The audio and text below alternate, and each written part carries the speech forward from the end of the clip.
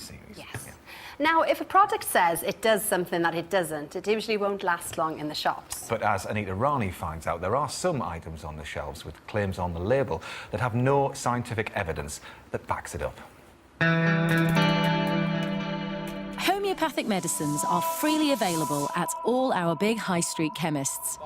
But homeopathy is massively controversial. It's perfectly legal to buy it over the counter, but there are mounting calls for the authorities to clamp down on the way it's being sold to us. Why? Well, because according to some very eminent medical experts, it doesn't work. The government's own chief scientific advisor, Professor Sir John Beddington, says there are serious concerns about the efficacy of homeopathy. And the British Medical Association is calling for all homeopathic products to be sold separately from medicines and clearly labelled as placebo. If this is nothing but placebo, something that only works if you believe in it, why on earth are pharmacies allowed to sell a homeopathic product for children and describe it as pain relief? Last year, when the House of Commons Science and Technology Committee questioned the country's biggest pharmacy, Boots, about selling homeopathic products, they accepted there is no evidence they work. I have no evidence to suggest before me that they are efficacious, and we look very much for the evidence to support that. The senior Boots pharmacist then explains why they do sell it. It's about consumer choice for us, and a large number of our consumers actually do believe they're efficacious, and they are licensed medicinal products, and therefore we believe it's right to make them available. Professor Edzard Ernst is Britain's first professor of complementary medicine. He gave evidence to the Parliamentary Committee and doesn't think Boots should be selling these products. In my view, they're selling it because they're shopkeepers. In my view, they have an ethical obligation to be transparent about it. In my view, they are not. Boots hasn't just been taken to task by a parliamentary committee. The Advertising Standards Authority is currently investigating a complaint about the way Boots has been describing homeopathic products. Neither the ASA nor Boots will tell us the subject of the investigation. However, Boots has said that all products being looked at are medicines approved for sale in the UK by the MHRA, the Medicines and Healthcare Products Regulatory Agency. But Professor Ernst says he believes this Boots teething powder, for example, is making a claim it shouldn't. It says on the packet it contains chamomile, but in actual fact it contains a dilution of chamomile. Roughly, I would guess 1 drop of chamomile in the North Sea. So highly diluted that you'd be very hard-pressed to find a single molecule of chamomile in here.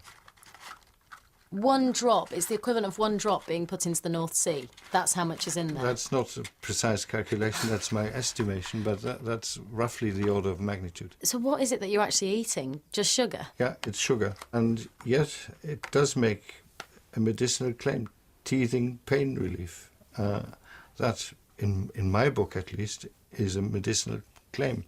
It's not supported by evidence. Boots says homeopathy is recognised by the NHS and is regulated by Europe and the MHRA. It says the teething powder has been licensed by the MHRA for the symptomatic relief of teething pain. But Professor Ernst says there should be more transparency. What we need is a clear labelling which tells the consumer this is a remedy that doesn't contain anything, and in clinical trials it hasn't been shown to work. Well, Dr. Mark Porter is here. Now, Mark, it seems extraordinary to me as a father that you'd go along to buy a packet like that, you know, trusting that what you're reading on the actual box works, yet there's no evidence to prove that it does. I think it's extraordinary that it can be printed. I should say that homeopathic remedies are not the only product you'll find in a pharmacy that there isn't a lot of good evidence to support, and Boots are not the only culprits, but it's a triumph of marketing over science in many cases. But having said that, lots of people are pro-homeopathy. I mean, I've got a friend who had really bad psoriasis and it did clear it. So, you know, I suppose there's an argument for both sides of the coin. But what exactly does homeopathy do then? Well, it's complicated, but the basic theory is the 2 things you need to get a grip of. One is that like can cure like. So if you're looking to help somebody who's got hay fever with streaming eyes and a streaming nose, you might turn to red onion as a remedy. And we all know what it's like when you chop onions, you get the very symptoms that you're trying to treat with hay fever.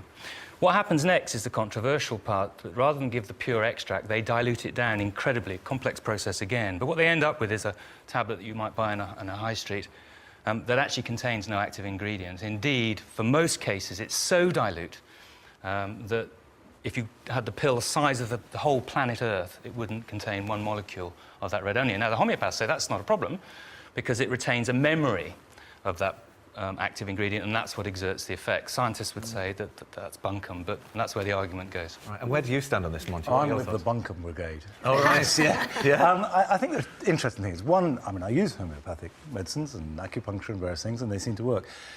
If things work, we tend to devalue them if we don't know how they work. i.e. there's no evidence, but the evidence is they work.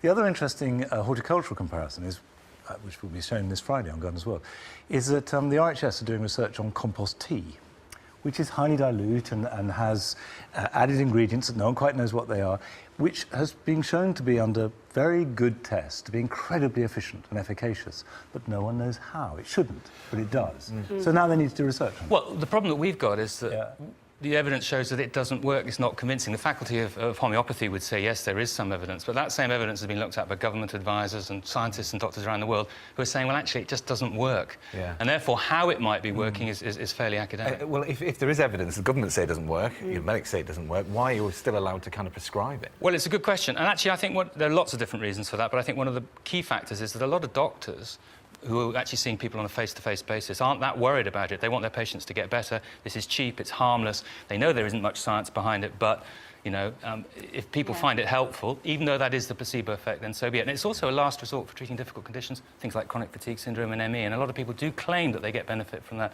Yeah. We would dispute that, but that's, you know, it's the individual that matters. Okay. It's whatever works for you, I guess, isn't it? Thanks, Mark. Yeah, thanks very Mark. much. OK, right, we're going to move on to